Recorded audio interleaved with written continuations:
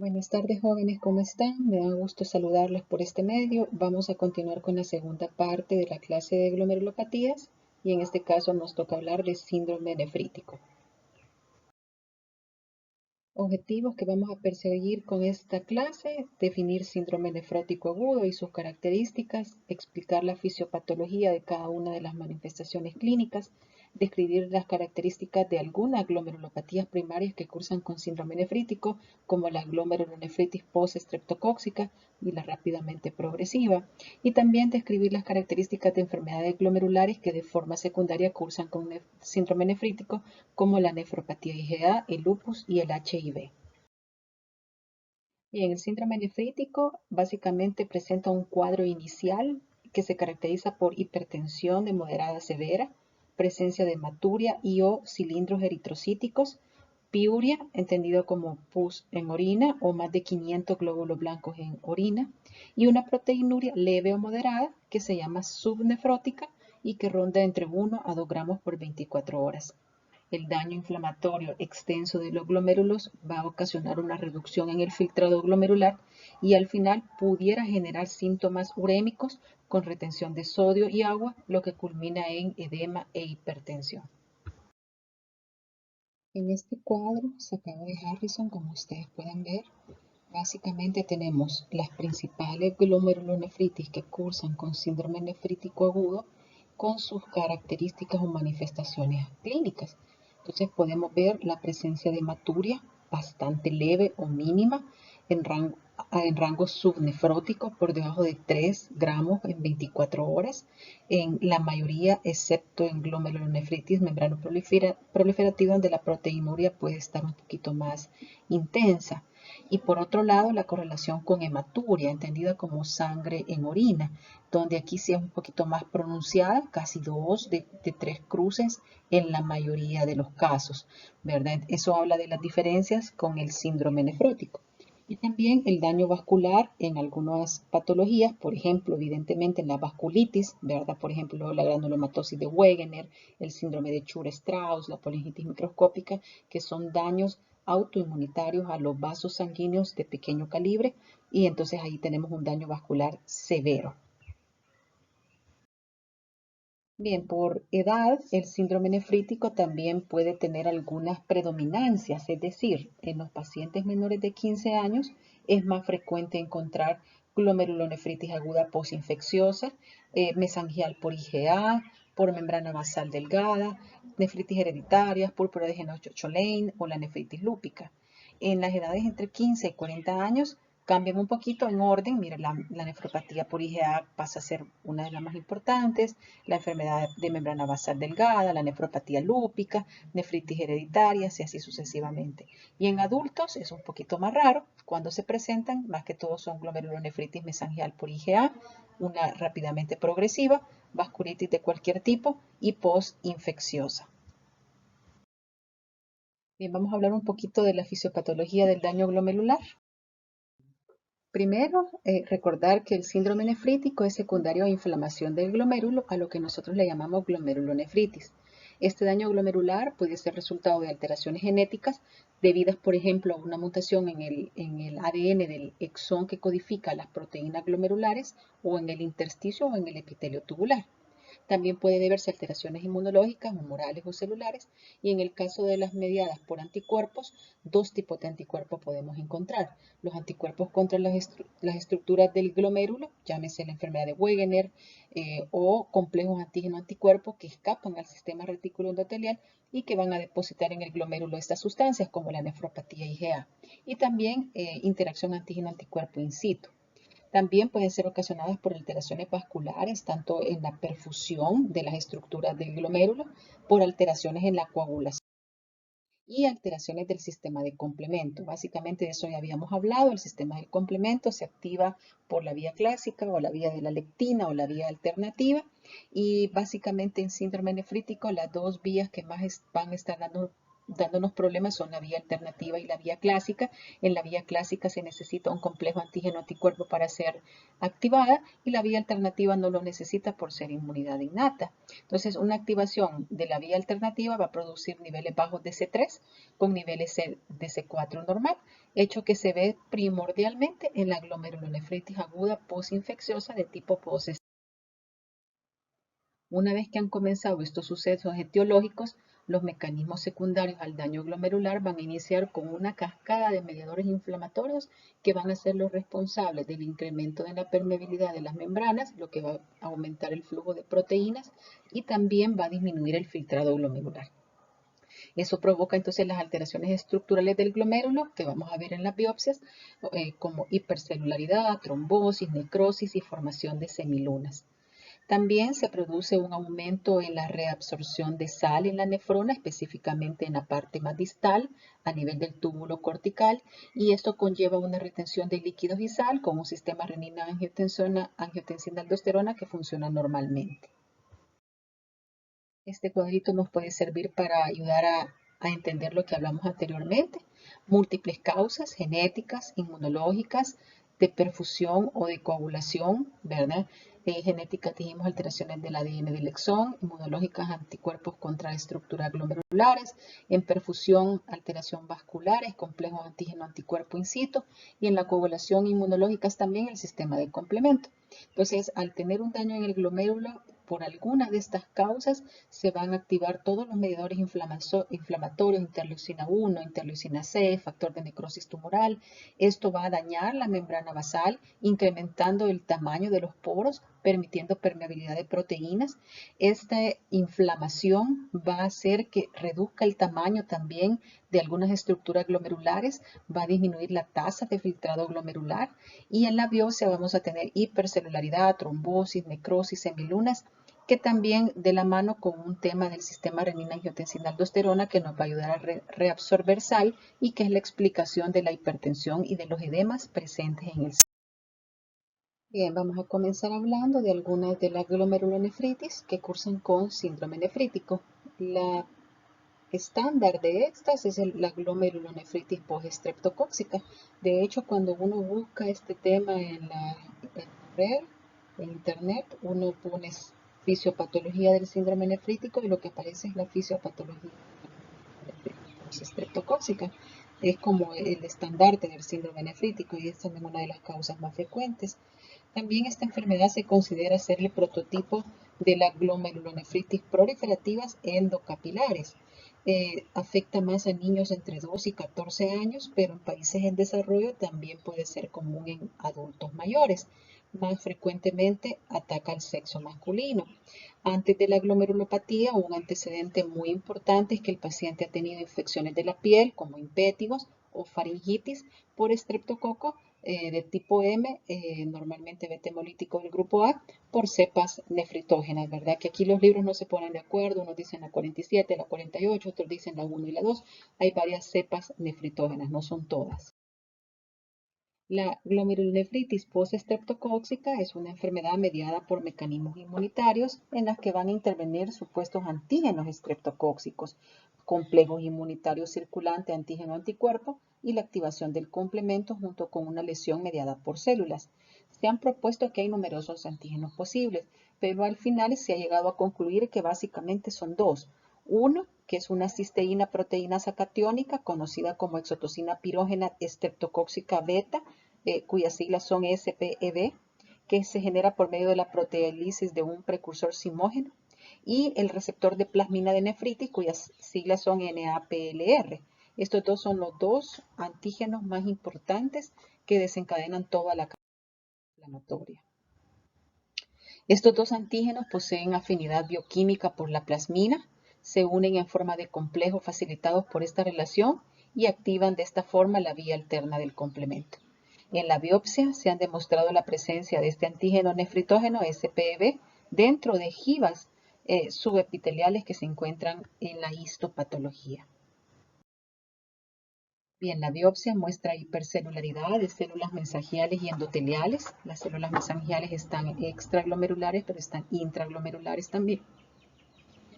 También hipercelularidad endotelial, infiltrados de polimorfos nucleares, depósitos inmunitarios granulosos en el plano subendotelial, sobre todo de inmunoglobulina G y inmunoglobulina M, también fracciones del complemento C3, C4, C5 y C9, y los depósitos subendoteliales con aspectos de Givas, donde encontramos a estos antígenos, ¿verdad? El SEPB.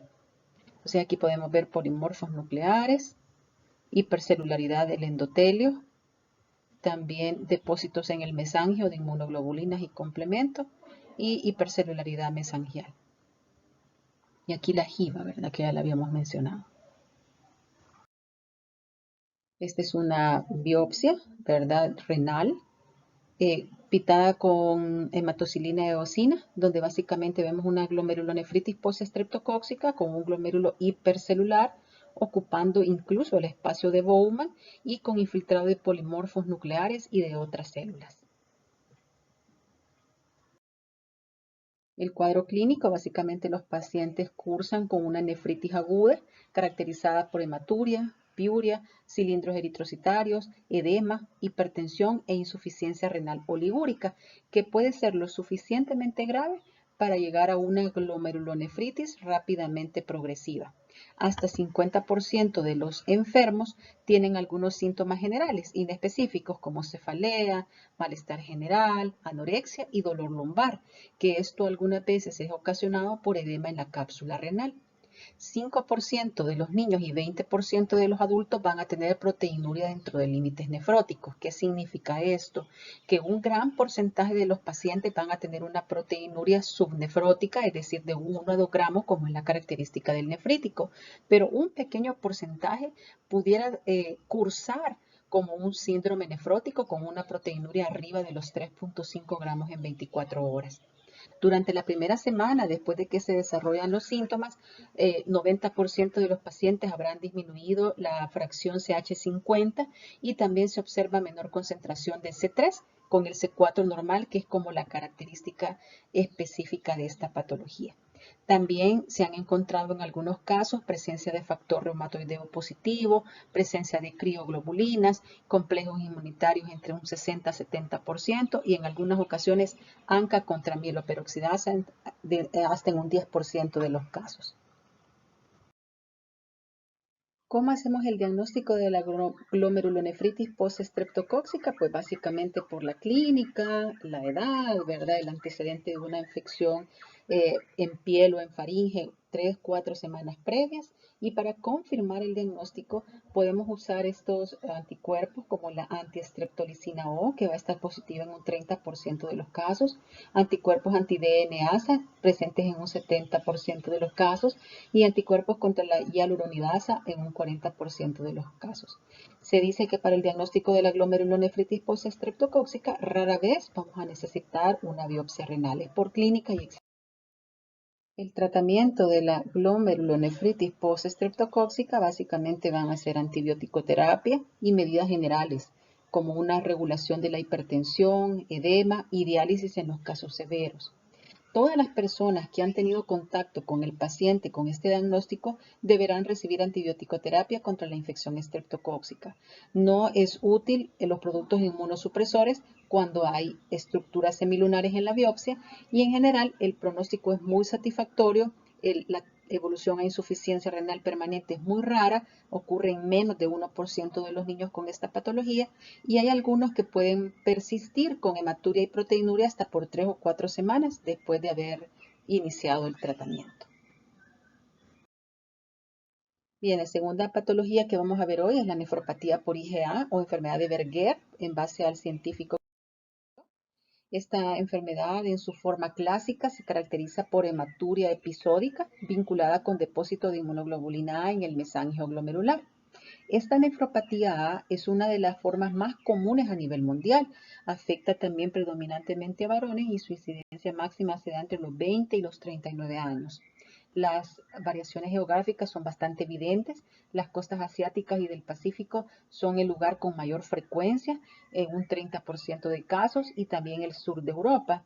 También la variante familiar de nefropatía por IgA se ha encontrado en el norte de Italia y en el estado de Kentucky. Sin embargo, no se han encontrado ningún gen característico todavía.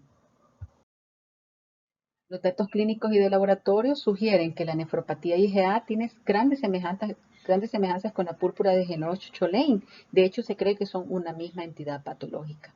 También es importante saber que hay otras patologías en las que se han identificado depósitos similares de IgA en el mesangio glomerular. Dentro de estas patologías están la hepatopatía crónica, enfermedad de Crohn, la neumonía intersticial idiopática, la micosis fungoide, la lepra, espondilitis anquilosante, el síndrome de Sjögren. Pero es importante recordar que aunque hay depósitos de IgA, estos no tienen una importancia en una evolución hacia una enfermedad renal en el caso de estas enfermedades, pero no se sabe el mecanismo por el cual se depositan IgA en estas. Bien, la nefropatía IgA es una glomerulonefritis regulada por complejos inmunitarios debido a la presencia de depósitos mesangiales difusos de inmunoglobulina A que van a soler acompañarse de hipercelularidad mesangial.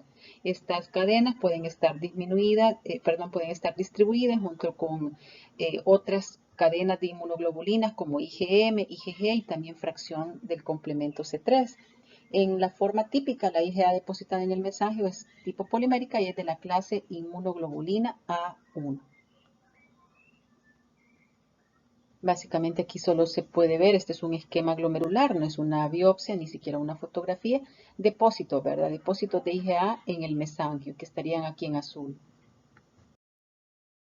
Básicamente en la histopatología de esta enfermedad nefropatía IgA, las características en la inmunofluorescencia son el elemento definitorio para el diagnóstico, ¿verdad? Encontrando los depósitos de las cadenas de IgA en el mesangio, como habíamos dicho anteriormente.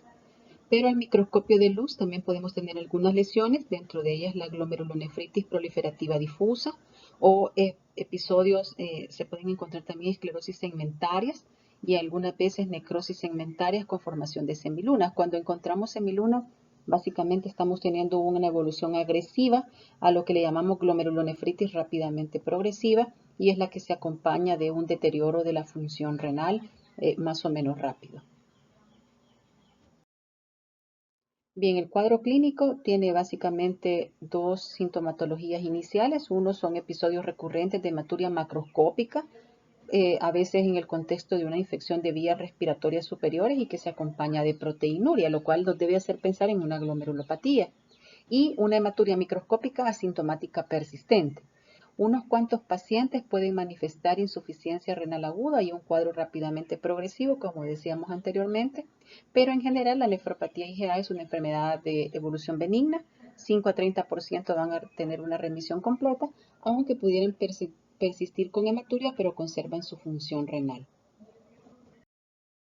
En cuanto al tratamiento, no hay un consenso sobre el tratamiento específico. Se dice que si el paciente tiene proteinuria persistente o deterioro de la función renal, se verán favorecidos con el uso de inhibidores de la ECA o ARA2. También en algunos casos se ha sugerido la amigdalectomía, el uso de corticosteroides, incluso el aceite de pescado en algunos metaanálisis para beneficiar a estos pacientes. Típicamente los pacientes reciben corticosteroides citotóxicos y son sometidos a plasmaféresis y la sintomatología es de una glomerulonefritis de progresión rápida. Solo este tratamiento en el caso de que haya una evolución desfavorable y una disminución de la filtrado glomerular.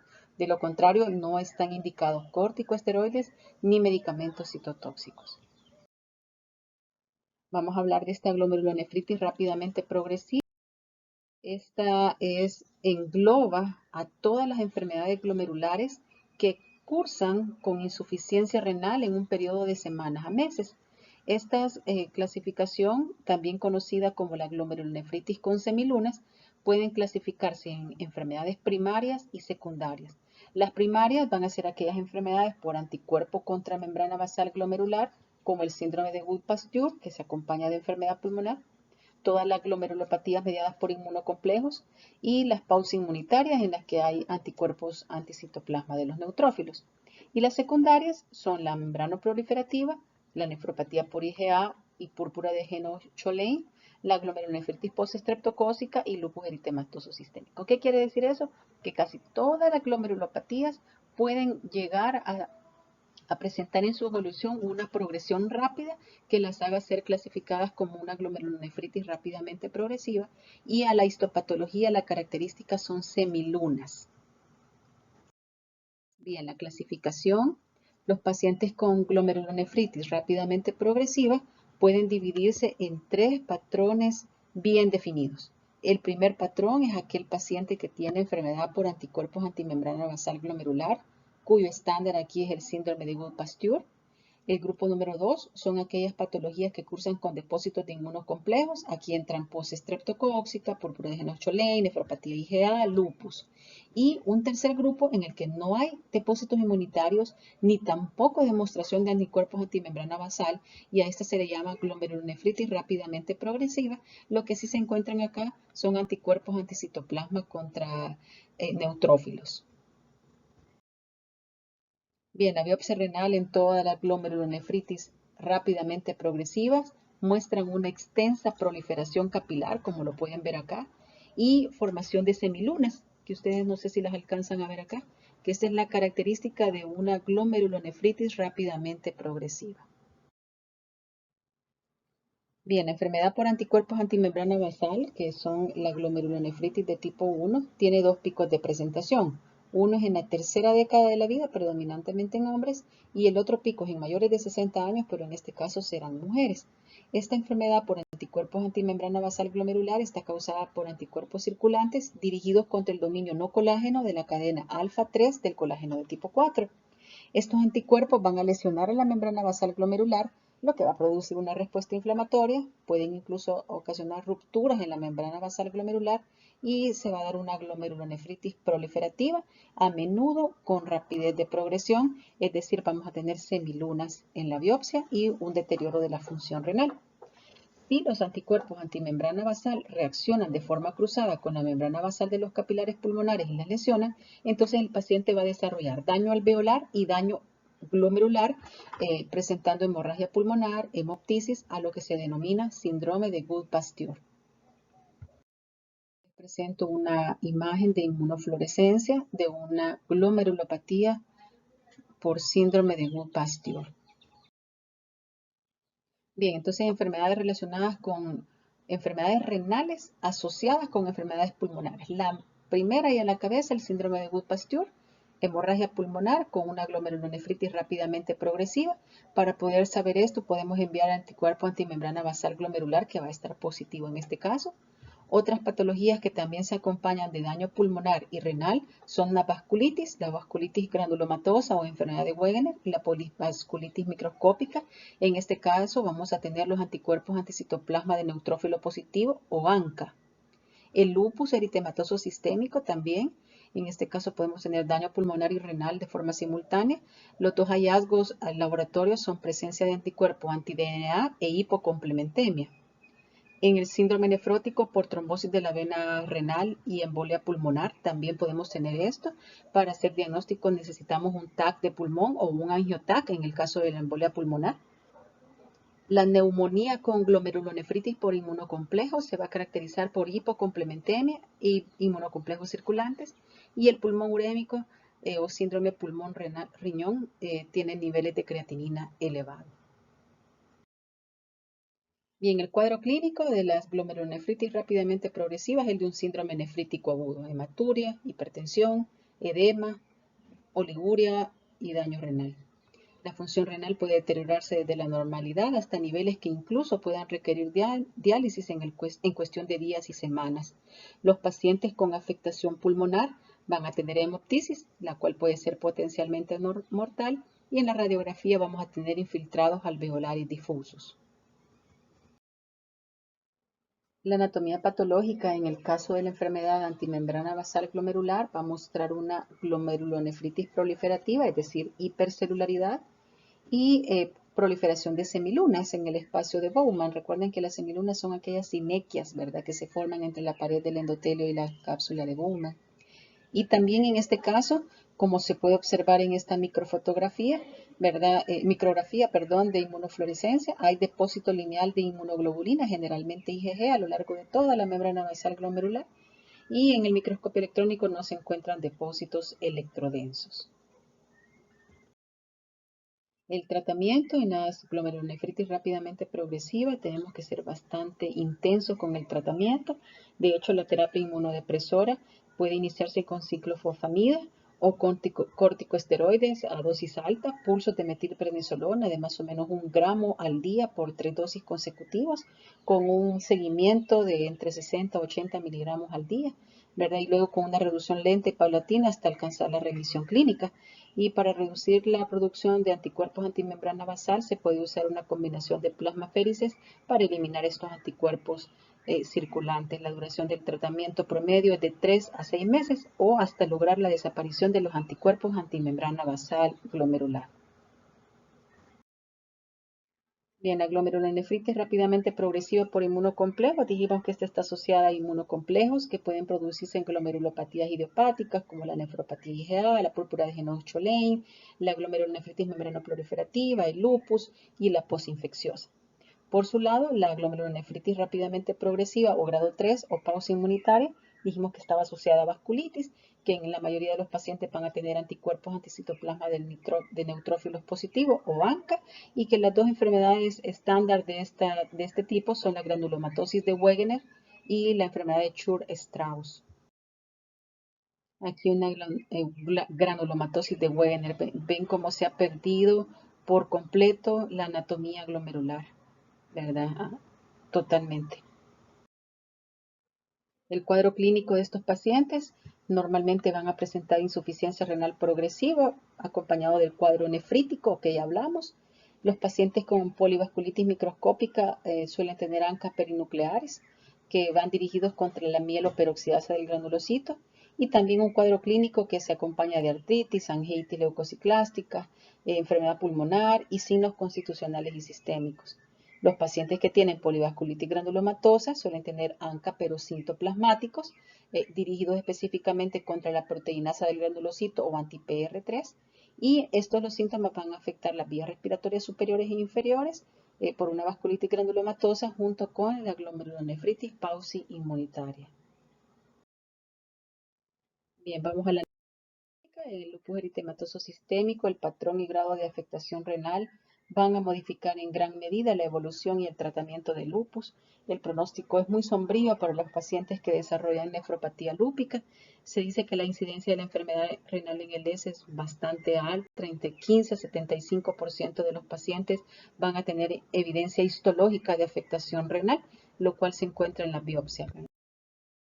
La clasificación de la nefritis lúpica es una clasificación histológica y de acuerdo a manifestaciones clínicas.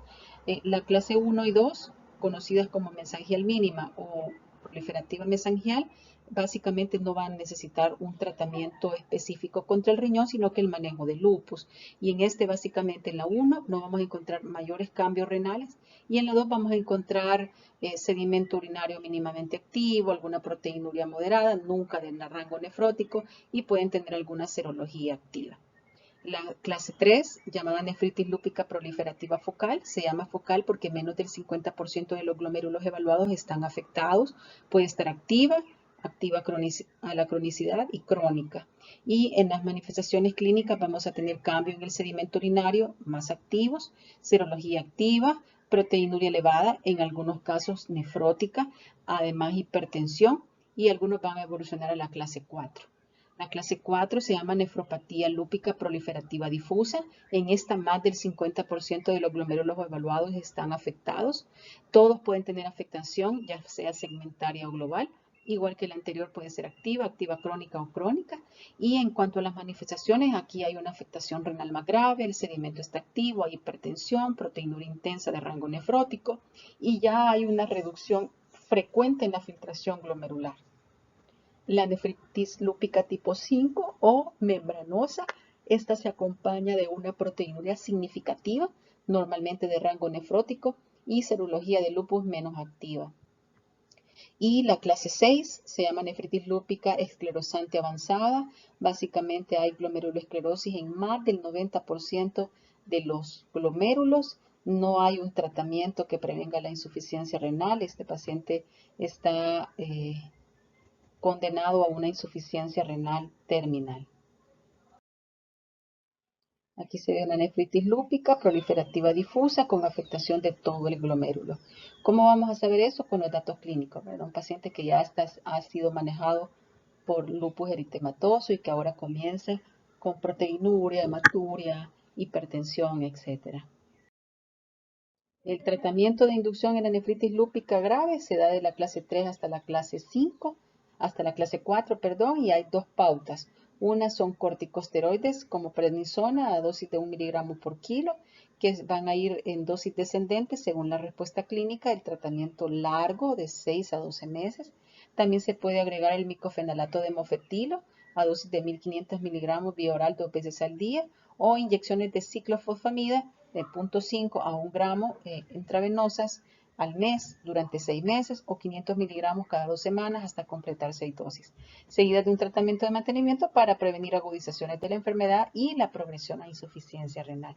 En algunos casos se ha utilizado plasmaféresis con buenos resultados y se está estudiando el caso del rituximab, que es un anticuerpo monoclonal anti-CD20, pero este solo se ha dejado su uso relegado para casos refractarios. También tenemos ahora, ¿verdad?, la epidemia de VIH y no debemos olvidarnos de que muchos de nuestros pacientes ingresados tienen esta patología y que debemos de estar pendientes de su riñón. La infección del virus por el virus de inmunodeficiencia humana se asocia con patrones de enfermedad renal, incluidas una lesión renal aguda y una forma especial de glomerulopatía que se le conoce como nefropatía colapsante. Esta nefropatía se caracteriza por proteinuria intensa y una rápida progresión a insuficiencia renal. En la biopsia lo que se observa es un colapso global del ovillo glomerular, cambios túbulo-intersticiales intensos con inflamación intersticial, edema, dilatación microquística de los túbulos y cambios degenerativos tubulares marcados.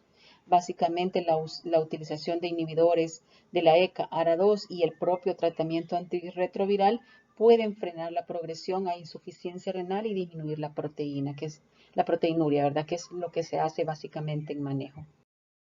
Dejo una biopsia, evidentemente una anatomía bien perdida, en un paciente con HIV, con proteinuria, con hematuria, hipertensión, debemos de sospechar esta patología e indicar el tratamiento preciso. Muchas gracias, jóvenes, por su atención. Es una clase un poquito corta, no porque sea sencilla. Si ustedes se fijan, son patologías bastante complejas. Sin embargo, no son objetivos de la clase entrar a datos fisiopatológicos más profundos de cada una de ellas. Tendrán su oportunidad más adelante a lo largo de la carrera, pero sí que puedan poder determinar las características del síndrome nefrótico y sospecharlas en sus pacientes para poder hacer un diagnóstico y un tratamiento apropiado o una referencia al especialista a tiempo. Muchas gracias por su atención. Quedo pendiente de sus inquietudes a través de los foros en el campus virtual y que Dios les bendiga.